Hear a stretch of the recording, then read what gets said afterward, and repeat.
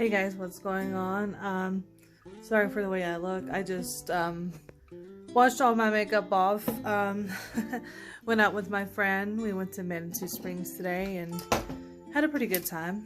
And like I promised you guys, I'm gonna try to upload a video every Sunday, as long as I still remember, as long as it's not a crazy week. But this week has been crazy, but we're not gonna talk about that. These videos are about, you know, how it's like to be a military wife and dealing with somebody in the military, and what it's like to be in a relationship with somebody in the military. So we're going to pick up where we left off. So last thing I was talking about was, you know, how it was like to live on base, the DOD I-cards, you know, basically the one-on-one about, you know, getting used to living on base. So first we're going to talk about field training. See, this is the process they do before they leave for deployment. They do a year worth of training before they go to deployment. My husband did field training twice. I think it's different with each person depending on their MOS probably. And MOS basically means, you know, their job. My husband is a 91 Alpha or a tape mechanic. I'm still learning how to do military talk. It's a lot to take in still. And yeah, the field training process, like I said, is for them to get ready for deployment. So the first time he left was around this time last year. When he first left, it was like a couple weeks when they're out in the field. They have to wear their combat uniforms, of course, but they only wear that one uniform, and they can't take showers. They're basically in, like it says, field training. They're in the middle of nowhere, and they're just training. My husband didn't tell me exactly what they do with field training. They do war games. I know that in the field training, but I don't know what kind of war games. But when he first got back from his field training, oh my god, his uniform was so dirty with dirt and sand because we live in Colorado. And the first field training he went to, he trying to remember the name of the place. Sorry, my brain. But anyway, he came back really dirty. Like, they don't take showers or anything, so when he got home, he was so dirty. But I was so happy to see him, and he took a shower, and oh my god, he looked 10 times better afterwards. But the second time he went to field training, it was a little more difficult for me because he went into, as they call it, the box. Now the box is, he was in there for like 2 weeks, but he was going for field training for a month or 4 weeks, if you want to call it that. So what the box is that he can't have any communication with anyone outside of the field training, which means they took everyone's phones, so no calling, no texting. But when he was over in field training, the communication was a little more difficult because of the signal and everything. The reception over there sucked. And when he came back, it wasn't as bad as the first time he left for the field. He wasn't as dirty. But yeah, he came back from field training. I think it was like almost around Thanksgiving time when he came back the second time from field training. But you never know when field training happens. They really don't tell them anything until the last minute, as I experienced. And so sorry, I'm just seeing what I need to talk about today. Okay. Now, when they're in the military, there's this stuff called leave time. It's like when you have a job and you build up vacation time. Like you work so many hours, like so long you get so many hours of vacation or whatever. That's almost the same concept of leave time. Now, they do get every weekend off, but sometimes my husband had to work a Saturday a couple times, but that was very rare. But the thing is that sorry. The thing is that with leave time, it goes around holiday. Like for Easter, for Veterans Day, for 4th of July, they even have a summer leave, and Thanksgiving and Christmas. They have an option. They can either take their leave time when the holidays come up, like the ones I named off, or they can save up that leave time and then take it all at once. It's their choice. Now, with that saying, leave time, of course, is going to be different when they're deployed, but I will get back to that in a second. But I think it depends on what holiday it is. If they give you like just like an extra day, or they give you like a couple weeks off, or depending on what holiday it is what how much leave time you get.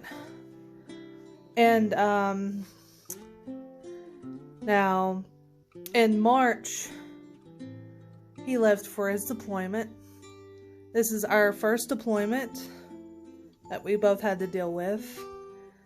And he left in March, early March. He was supposed to leave February, but he left later in March. And when he left, deployments are going to happen, active duty. And the night before, it wasn't easy for us to say our goodbyes. And it was really hard. And it still is hard. But more on that in a little bit. But sorry. Dealing with deployment is very hard. If you hear someone saying, "Oh, deployment's easy, it's nothing," they're lying. Dealing with deployment is extremely difficult. But there are ways to make it easier, and I will talk about that in the next video. But I'm going to talk about, he went to the airport. They first left, and they first landed in Ireland, and then he made it to Kuwait, where he's recently at right now. And he's been gone for 5 months now, and he's got 3 more months to go. He's supposed to be coming back in November. But the communication, since he's left for deployment, it's been difficult because of the time difference, of course. Now, I could never keep up with the time difference. I know he's like 10 hours ahead of me, but I could still never get used to it. Because today, it's like Sunday night, but it's like Monday morning over there. And he keeps telling me, I keep looking at the weather over there, see how it is for him. But it is so hot over there. It's like over 100 degrees every single day over there. And he just saying how hot it is. They had a sandstorm. He sent me a picture of that, and that looked insane. But the communication with deployment, like I said, it's difficult because me and him are 2 differently time zones, of course. And but even with the communication, there's this thing called a puck. Now, a puck is like a Wi-Fi router. It's like a little thing. Those things they give in your restaurants? It's like they let you know when the table's ready, and it vibrates and it blinks or whatever. Those little weird looking things. It's basically what it looks like. It's how big it is and everything. Sometimes the puck works great and the reception is great, We can do video chat, and it doesn't, cut us in and out of conversations. But the best way to communicate with him is over Messenger on Facebook. And Messenger, like texting, video calls, and of course calling on Messenger. There's also another option. Me and him tried that, but it was like crazy expensive because expanding your thing with what we have Verizon, so they told us the plan with that. But he got the puck. Of course, he has to pay for Wi-Fi every month. And like I said, sometimes the puck works great and sometimes it doesn't. Pause yet again, the reception can be great and sometimes it's frustrating to try to talk to him. But when they're over there in deployment, as far as I can tell, as far as my husband has told me, is that they don't have a lot of downtime because they work all the time over there. Think of it as he's leaving to go to stay at work for 9 months, and he's only off on weekends.